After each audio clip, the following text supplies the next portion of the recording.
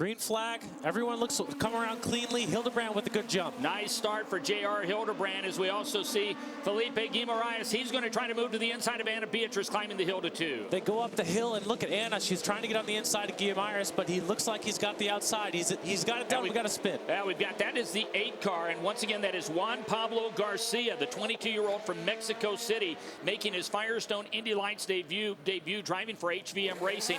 And we've got another car. That's Pippa Mann, who is also off track. It looks like, Ari, they have both managed to keep those cars fired, and they will get back underway. Looks like it's just a local yellow, so we have stayed green.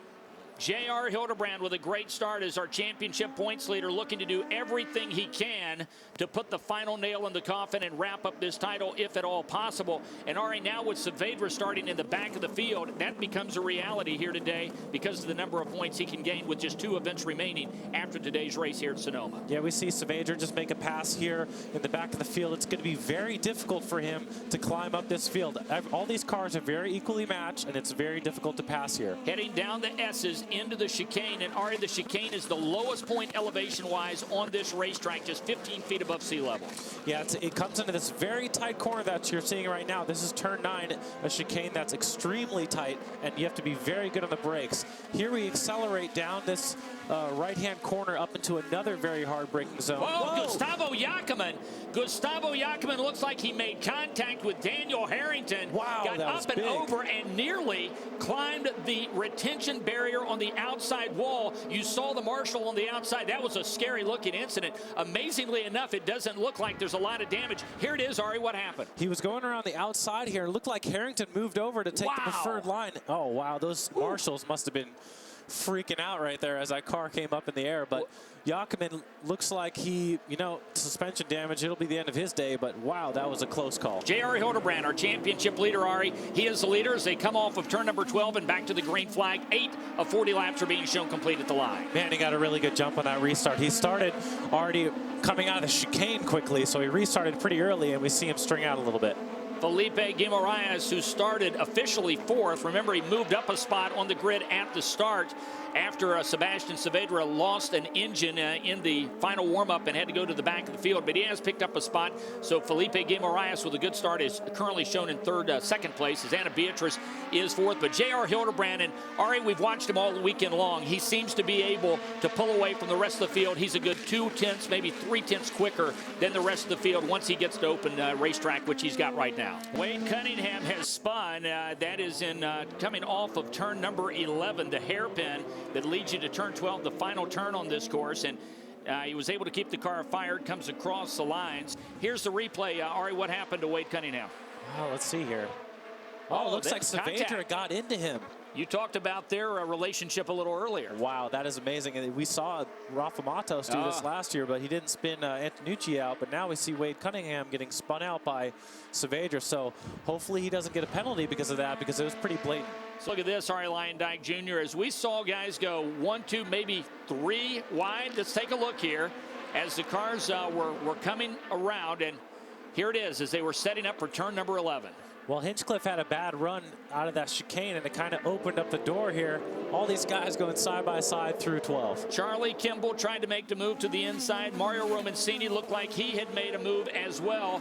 James Hinchcliffe thought he might give up a couple of spots, but when it all washed out, Hinch held on to 6th place. Yeah, it all kind of started because Hinch made a move on Anna Beatrice, and it didn't really work out for him, so the momentum was slowed down. It kind of backed everyone up behind him. White flag is out, and here is your leader, J.R. Hildebrand. For the 3rd time this season, Ari, he is looking to lead a race from start to finish. I asked you early on in the season, I asked him, I said, impress me. The guy's impressed me in 2009. Yeah, he's done an excellent job over his 3 wins, and he's just amassed a huge lead here. 15 seconds, really showing everybody how to get around this place. He has certainly in 2009 been the class of the drivers on road and street courses for sure. And Ari, in a lot of ways, this drive today here at Sonoma very much resembles the spanking he put on the field at Edmonton. Yeah, I mean, he completely dominated that weekend, just as he has here Right now, if he finishes like this, he'll be 90 points ahead of Saavedra, his teammate. All he has to do is show up to the next race. Yep, show up at Chicagoland Speedway and basically strap into the car for one practice session. He's going to earn enough points to wrap up the 2009 Firestone Firehawk Cup. Well, hats off to what a great young man and a super season for this 21-year-old from Sausalito, California, in that R-Pro AFS Andretti green machine. As now he is just a couple of turns away from once again seeing the checkered flag. J.R. Hildebrand, they call him Captain America, and once again, he's been a superhero today for the hometown fans. Here in front of the crowd that has come up from Sausalito to watch him win, J.R. Hildebrand is not disappointed as he takes the twin checkered flags. He is certainly deserving of the title champion, and now all he has to do is show up at Chicagoland Speedway and turn a lap in practice, and the Firestone Firehawk Cup belongs to that young man, J.R. Hildebrand. Fourth win of the season for J.R. Hildebrand. Captain America celebrates in the cockpit of his car, receives congratulations. He said he has too many people to count to figure out who he knows that's here at this racetrack. JR, back home with a win, fourth of the season. You've all but wrapped up the championship. What's it mean?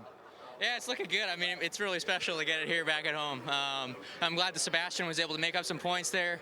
You know, obviously, we're looking pretty good, but I'm really looking forward to working with him in the next couple of oval races. We haven't had a really good run on an oval in a few races, so looking forward to the next few. And man, I couldn't be more excited to do it here on home turf.